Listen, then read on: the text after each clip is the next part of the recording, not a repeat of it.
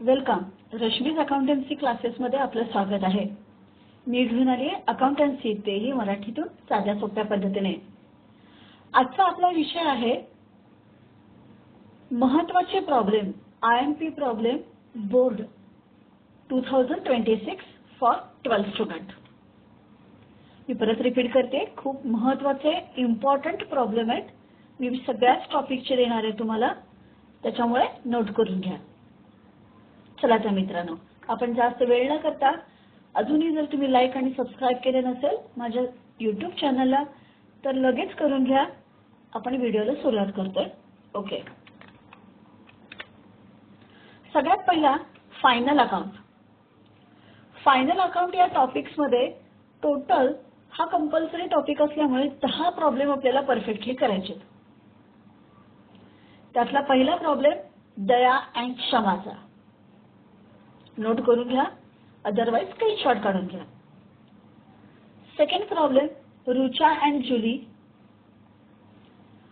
Third problem Shreyas and Mrunal. Fourth problem Sapre and Atre. Fifth problem Kranti and Sumangala. Sixth Amitabai Narendrabai. Seventh Mitesh and Mangesh. Eighth Reena and Aarti. Ninth Archana and Prerna. आणि 10th Shipra and Manisha. चला पटकन screenshot काढून घ्या. Final account या टॉपिकच्या नंतर सेकंड टॉपिक आहे NPO, not for profit organisation. हाही टॉपिक फायनल अकाउंट इतकाच महत्त्वाचा आहे, कंपल्सरी टॉपिक आहे. 12 मार्काला प्रॅक्टिकल प्रॉब्लेम आणि 3 मार्काला MCQ. NPOचा पहिला problem doctor Abhinav Bharat. Second problem Parneel sports club. Third problem Saraswati high school. Fourth problem Dayanand library. Fifth problem Jai Hanuman Vyayamshala. Sixth problem Yesubai Mahila Mandal. Seventh problem Krishna junior college. Eighth problem Bhaurao Patil college. Ninth Sushma memorial hospital. आणि 10th Radha Krishna charitable hospital. हे झाले NPOचे सगळ्यात महत्त्वाचे problem. हे perfectly जर तुम्ही करून ठेवलात तर सहज चांगल्या मार्काने तुम्ही पास होणार आहात. त्यानंतरचा आपला टॉपिक आहे NPOचे अजून 2 प्रॉब्लेम राहिलेले आहेत. पवनपुत्र हनुमान व्यायामशाळा हे प्रॅक्टिस प्रॉब्लेम आहेत आणि विवेकानंद चॅरिटेबल हॉस्पिटल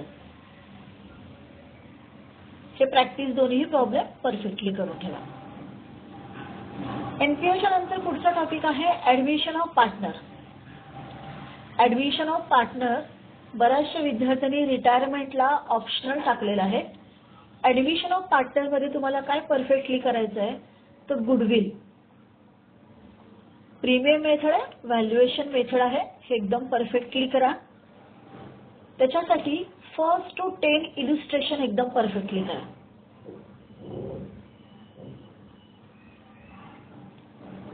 त्याच्यानंतरचा टॉपिक आहे death of partner. Death of partner मध्ये तुम्हाला जर्नल एंट्री देखील करायची आहेत आणि त्याचबरोबर 1st to 8 इलुस्ट्रेशन एकदम परफेक्टली करा. याच्यामध्ये 2 टाईप आहेत, दिस इज द पार्टनर्स कॅपिटल आणि कंटिन्यूइंग पार्टनरची बॅलन्स शीट तयार करणे. कधी कधी फक्त तुम्हाला एक्झिक्युटर लोन अकाउंट तयार करा म्हणतील, त्या केसमध्ये फक्त this is the partner capital account करायचं आहे. अशा पद्धतीने डेट ऑफ पार्टनरचे एकदम परफेक्टली इलुस्ट्रेशन करून घ्या. फुल मार्क देणारा टॉपिक आहे. त्यानंतरचा टॉपिक आपला आहे dissolution of partnership firm. Dissolution of partnership firm याच्यामध्ये तुम्हाला जर्नल एंट्री, लेजर पोस्टिंग काहीही येऊ शकतं. याच्यामध्ये 3 टाईप आहेत. Simple dissolution, one partner became insolvent, two partner became insolvent, all partner became insolvent.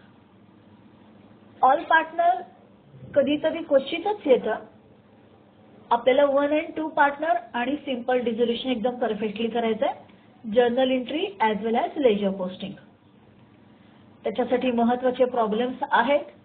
Riddhi and Siddhi, Mahesh, Suresh and Yogesh, Nerle and Patil, Leela, Manda and Kunda. नंतरचा next Vidya, Sharmila and मेघाचा problem.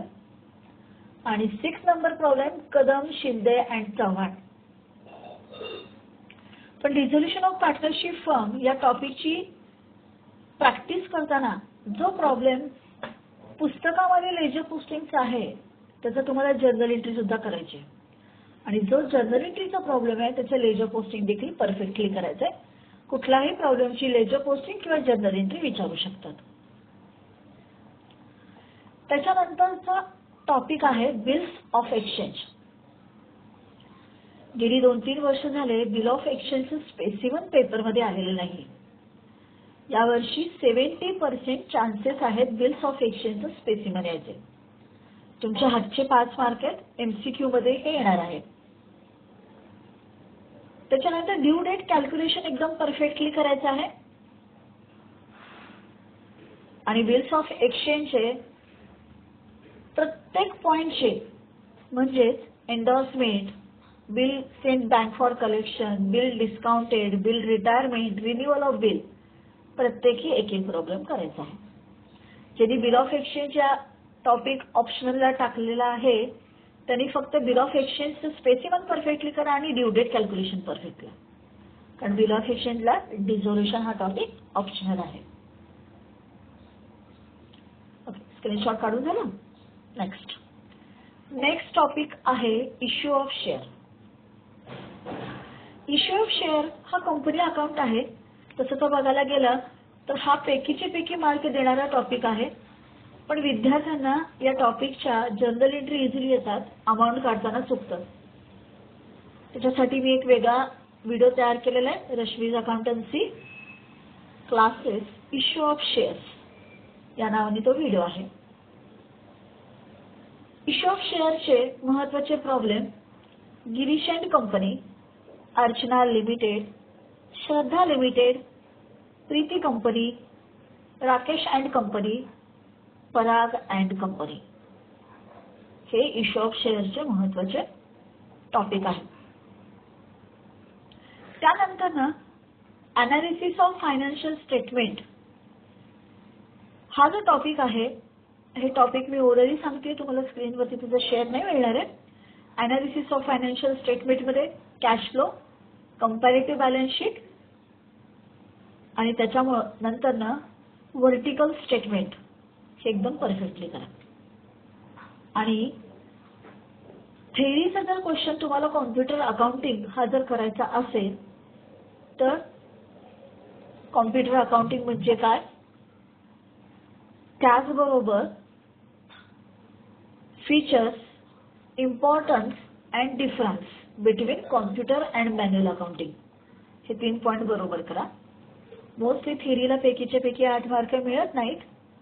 पण तुम्ही जर व्हॉट इज द CS जे कॉम्प्युटर अकाउंटिंग सिस्टीम म्हणजे काय CAS, त्याचबरोबर फीचर्स सगळं व्यवस्थित मुद्देसूद जर लिहिलात तर तुम्हाला 8 पैकी 8 मार्क देखील मिळू शकतात.